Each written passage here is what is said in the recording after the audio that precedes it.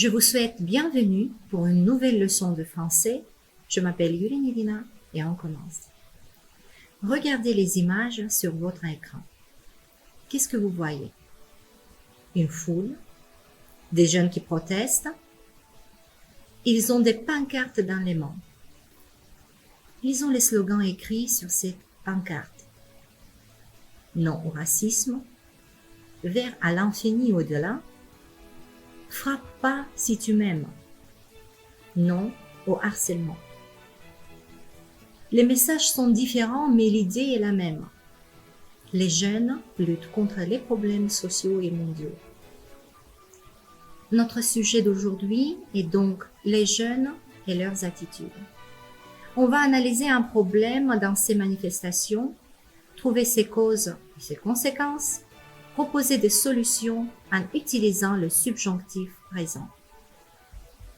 Les problèmes font partie de notre vie. Ils nous entourent. À la maison, à l'école, dans la vie sociale et partout dans le monde. Voilà quelques-uns. Trouvons ensemble le domaine auquel chacun appartient. Violence familiale. Ça touche la maison, la famille. Accès aux études. Ça revient à l'école, mais aussi à la maison. Harcèlement scolaire. Les enfants sont touchés à l'école, mais ça se reflète aussi dans leur comportement à la maison. Drogue, chômage, pauvreté, criminalité sont des problèmes de la société, mais qui vont toucher aussi l'école et la maison. Et bien sûr, les guerres, c'est un problème mondial. On ne peut pas rester indifférent à n'importe quel âge. C'est pourquoi les jeunes réagissent. Voyons comment. Complétez les expressions avec les verbes de la liste. Plaider, revendiquer, se rendre, s'exprimer, montrer, lutter, récolter, s'opposer, se révolter. Les jeunes se révoltent contre la guerre, s'engagent dans des associations,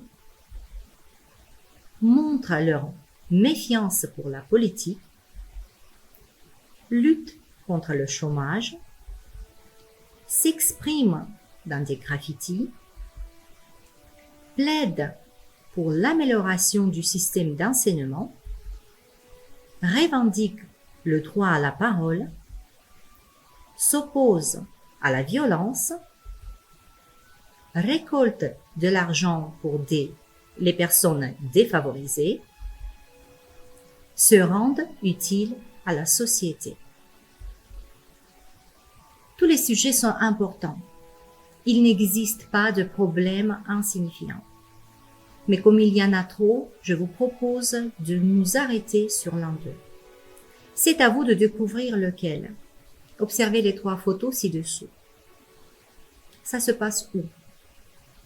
À l'école, au bureau, dans la rue. Comment?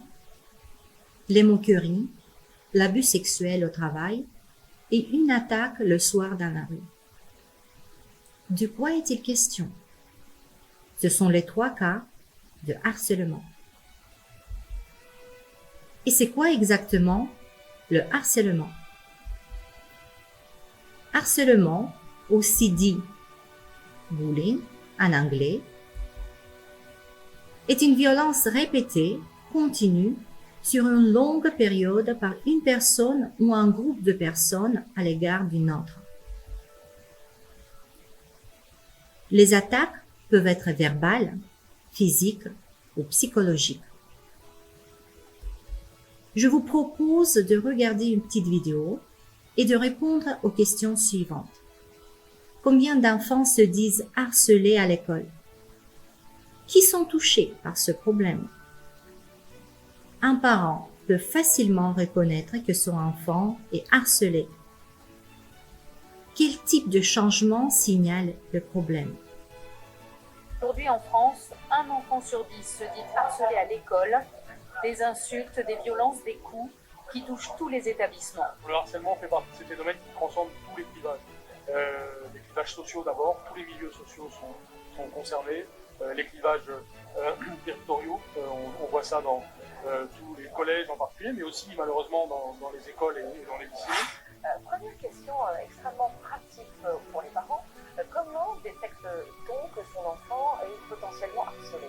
Alors c'est très difficile, parce que du côté des enfants, je veux dire, quand on se fait battre, alors qu'on dit toujours défends-toi, que les parents ont envie d'avoir un enfant courageux ou une fille qui est à l'aise dans la vie, on masque la victime. Les enfants ne parlent pas. Et les parents doivent être sensibles à des petits changements. Je m'explique. Voilà un enfant qui est très gentil avec sa petite sœur et qui brutalement l'attaque, alors qu'il a toujours été très sympa avec elle. Ou au contraire, est quelqu'un qui s'inhibe. Tout changement radical de comportement chez l'enfant est un signe d'appel. Très bien. Répondons alors aux questions. Combien d'enfants se disent harcelés à l'école? 1 sur 10, 2 sur 5, 2 sur 10. La réponse correcte, c'est 1 sur 10. Qui sont touchés par ce problème? Tous les milieux sociaux, seulement les lycéens, les écoliers et les lycéens. Et nous avons 2 réponses correctes. Tous les milieux sociaux, les écoliers et les lycéens.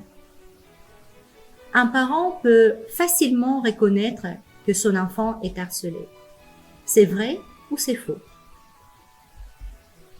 C'est faux. C'est pas simple. Quel type de changement signale le problème?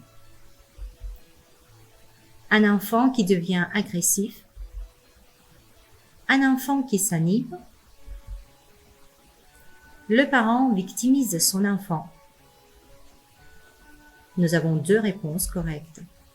Un enfant qui devient agressif et un enfant qui s'inhibe. Pour continuer, on va lire un texte qui présente les causes, les formes et les conséquences de ce phénomène. Dans les écoles françaises, l'intimidation chez les enfants est à la hausse. L'intimidation implique une grande variété de comportements. Il peut s'agir d'attaques directes, telles que frapper, menacer, taquiner de manière malicieuse, voler ou endommager les biens personnels, ou d'attaques indirectes, plus subtiles, telles que répandre des rumeurs ou encourager d'autres personnes à rejeter ou à exclure quelqu'un. Les enfants qui sont perçus comme étant différents, en particulier qui ont une forme d'handicap, sont le plus souvent les victimes d'intimidation. Couleur de la peau, des cheveux, être mince, trop grand, trop petit, être très bon élève, ne pas porter des vêtements à la mode, porter des lunettes. Tout peut être raison de harcèlement. L'intimidation peut amener les adolescents à se sentir tendus, anxieux et effrayés. Cela peut affecter leur concentration à l'école et peut les amener à éviter l'école dans certains cas.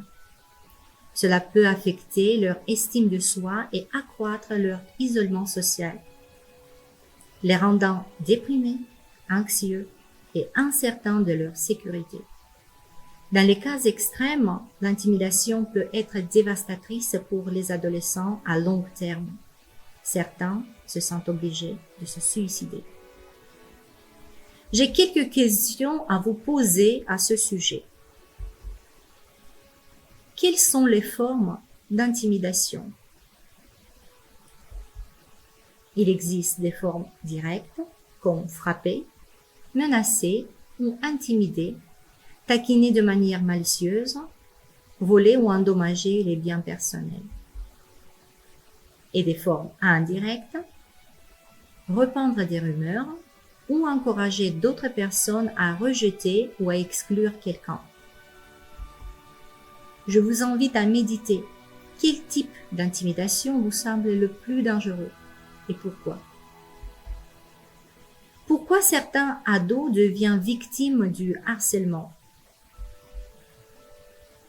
Une forme d'handicap, la couleur de la peau ou des cheveux, Être mince, trop grand, trop petit, être très bon élève, ne pas porter des vêtements à la mode, porter des lunettes. Quelles sont les conséquences pour les victimes? Ils peuvent se sentir tendus, anxieux et effrayés. Cela peut affecter leur concentration à l'école, amener à éviter l'école, affecter leur estime de soi et accroître leur isolement social, et même les pousser au suicide. Victimes, agresseurs, témoins, tous sont marqués par l'agression. Je vous provoque à vous imaginer comment se sent chacun d'eux. Dans vos réponses, utilisez les expressions proposées. Comment se sent la victime du harcèlement? Je pense que, plus indicatif. Il est peu probable que, plus subjonctif. Comment se sent le harceleur? Il est évident que, plus indicatif. Je ne crois pas que, plus subjonctif. Comment se sent le témoin du harcèlement? Je doute que, plus subjonctif. Je suppose que, plus indicatif. Pour vous faciliter la tâche, je vais vous rappeler vite fait la formation du subjonctif présent. On ajoute au radical de la troisième personne du pluriel du présent les terminaisons e, es, e, ions, iez, ent. Et on met la conjonction que devant le pronom. Vous mettez la vidéo sur la pause, vous écrivez dans vos cahiers et vous revenez. Vous êtes prêts? Voyons mes variantes de réponse. Comment se sent la victime du harcèlement? Je pense que la victime se sent humiliée. Il est peu probable qu'elle soit à l'aise. Comment se sent le harceleur? Il est évident que le harceleur s'imagine qu'il est le roi de l'école. Je ne crois pas qu'il regrette ses actions. Comment se sent le témoin du harcèlement? Je doute que le témoin n'ait pas pitié pour la victime, mais je suppose qu'il a peur de l'agresseur. Une autre question qui se pose à ce sujet, pourquoi il faut réagir? Eh bien, parce que c'est interdit. Ne pas faire mal aux autres, c'est une règle pour vivre ensemble. La violence est aussi punie par la loi. Parce que c'est dangereux. Être violent contre une personne, c'est à la faire souffrir. On risque de provoquer des dégâts et de se faire mal soi-même. Parce que c'est une spirale. Cela veut dire que la violence entraîne la violence. Un sourire moqueur peut entraîner un mot méchant qui entraîne une bousculade, puis une gifle, puis un coup de poing. Parce que l'agresseur peut être à la base une victime. Parfois, ceux qui agressent les autres sont victimes de violences familiales et il attend d'être aidé. Et comme il n'existe pas de problème sans solution, faisons connaissance avec les actions qui peuvent sauver d'un harceleur scolaire. Utilisez le subjonctif présent pour donner des solutions contre le harcèlement. Mettez la pause, puis revenez pour vérifier. Vous êtes prêts? Vérifions. Pour combattre le harcèlement, il est nécessaire que la victime annonce les parents. Il faut que les parents signalent le problème à l'administration de l'établissement scolaire. Il est indispensable que la direction de l'école réagisse à cette situation.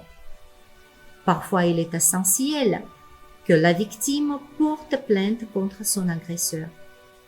J'aimerais que les témoins de l'agression soutiennent la victime.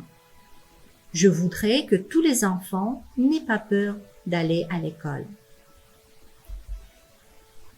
À votre tour, exprimez-vous à ce sujet. Parmi les solutions proposées pour arrêter le harcèlement, choisissez-en une ou plusieurs et expliquez pourquoi elle vous semble efficace et facile à mettre en œuvre. Cet exercice, vous pouvez le faire à la maison. Aussi, avec vos collègues, vous pouvez créer une vidéo dédiée à la lutte contre le harcèlement scolaire. Utilisez les informations apprises aujourd'hui. Ou vous pouvez organiser une campagne informative pour les tout petits de votre établissement ou d'un établissement voisin. Si le sujet ne vous a pas laissé insensible, je vous invite à découvrir un clip interactif en forme de campagne de prévention contre le cyberharcèlement de Patrick Bruel avec la chanson Mots d'enfant.